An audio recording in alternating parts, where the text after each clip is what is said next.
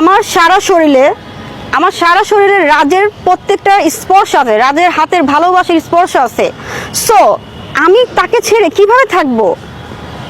আমার পক্ষে সম্ভব না রাজকে ছেড়ে থাকা। রাজ আমাকে এতটাই ভালোবাসছে যে আমি একটা সেকেন্ডের জন্য তাকে ভুলতে পারি না। আমি রাস্তায় রাস্তায় ঘুরি, রাজকে আমি খুঁজে বেড়াই যে রাজ কোথায়। আমি যদি আজকে আমার বিচার না পাই, আমি রাজকে না পাই, আমি কোর্টে মামলা করব। মামলায় যদি কোনো বিচার না পাই এবং থানার অফিসার, হাজারীবাগ থানা যে ইনচার্জ আছে সাইফুল স্যার, উনি যদি আমার কোনো বিচার না করে, সে চাইলে পারতো, তার সে ক্ষমতা আছে। পুলিশের জায়গা থেকে যদি পুলিশ দায়িত্ব পালন না করে তাহলে আমি কোথায় যাব? সো আমি হাজারীবাগ থানার সাইফুল স্যারকে এতটুকুই বলবো যে স্যার প্লিজ আমার বিচার চাই, আমার বিচার করবেন। আপনি চান না আমি মারা যাই, এই দায়িত্ব আপনার।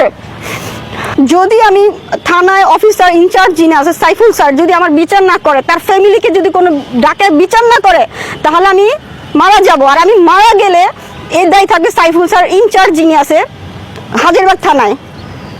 এবং আমার আর কিছু বলার নাই, আমি শুধু বিচার চাই, সাইফুল স্যার আমার বিচার করবে। যদি সে আমার দায়িত্ব না নেয় তাহলে আমি রাস্তায় মরে যাব, বিষকে মরে যাবো, আমি একটা অ্যাক্সিডেন্ট করবো। এবং এই দায়িত্ব টোটাল আমি সাইফুল স্যারকে দিয়ে যাবো যে সাইফুল স্যার আমার বিচার করে নাই। আমি তার কাছে অভিযোগ দিয়েছিলাম, সে একটা বারের জন্য আমার বিচার করে নাই, তার মাকে জিজ্ঞেস করে নাই যে ছেলেটা কোথায়। আমি শুধু এতটুকু বলতে চাই রাজকে, রাজ তুমি যেখানে আছো চলে আসো।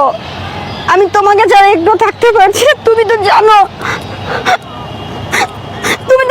আমি তোমাকে যারা থাকতে পারি না। আমি তোমাকে যারা একটা মিনিট তোমাকে আমার কাছে দূরে রাখিনি রাজ। আজকে এতটা দিন তুমি আমাকে একটা কলও দাও নাই, কি করে তুমি এতটা দিন আমাকে ছাড়া থাকতেছো রাজ? যে মেয়ে তোমাকে ছাড়া 5টা মিনিট তোমাকে ছাড়া সেই সরে না, তোমাকে কখনো আমার কাছে দূরে রাখি নাই। তোমার আদরের ছো আমার সারা শরীর আছে রাজ, আমি কি করে তোমাকে ছাড়া থাকবো?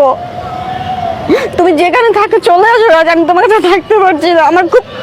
আমার খুব কষ্ট হচ্ছে রাজ, তুমি চলে আসো, আমি মারা যাবো তুমি না আসলে। রাজের সাথে তার কিভাবে পরিচয় এবং কে এই রাজ? আমি কথা বলছি চিত্রনায়কের নুপুর, তাকে আমি ব্যক্তিগতভাবে আগে থেকেই চিনি এবং দর্শকদের জানতে চাচ্ছি যে নুপুর আসলে কে রাজ? এই রাজের জন্য মানে পাগল কেন? সবার আগে একটা কথা বলতে চাই, আমি মিডিয়াতে কাজ করছি 2014 সাল, আজকে 25 সাল চলে। এই যে আমার পাশে যে ভাইয়াটা বসে আছে, মানে আকাশ ভাইয়া, মানে আমি আজকে অনেক খুশি। মানে আমার এত প্রবলেম যাচ্ছে, আমার মনটা এত খারাপ, কিন্তু তার জন্য আমার একটু ভালো লাগছে। আকাশ ভাইয়াকে আমি আজকে প্রথম আমার পাশে পেয়েছি, আমার খুব ভালো লাগছে, খুবই খুশি লাগছে যে আমার পাশে অন্তত আকাশ ভাই আসছে এবং আমার নিউজ দেখে আকাশ ভাই আসছে, মানে আমার কাছে খুব খুশি লাগছে। আপনি জানতে চেয়েছেন যে এই রাজটা কে? রাজটা হচ্ছে একটা সাধারণ ছেলে, ও কোনো মিডিয়ার পার্সন না, ও কোনো মডেল বা কোনো অ্যাক্টর না। রাজ হচ্ছে একটা সাধারণ ছেলে। এবং রাজ যখন রাজের সাথে আমার পরিচয় হয়, আমি জানতাম না রাজ হিন্দু। রাজ শুধু রাজের নামটি বলছেন, আমার নাম রাজ, ফাইন রাজ থেকে রাজের সাথে আমার ফ্রেন্ডশিপ হয়।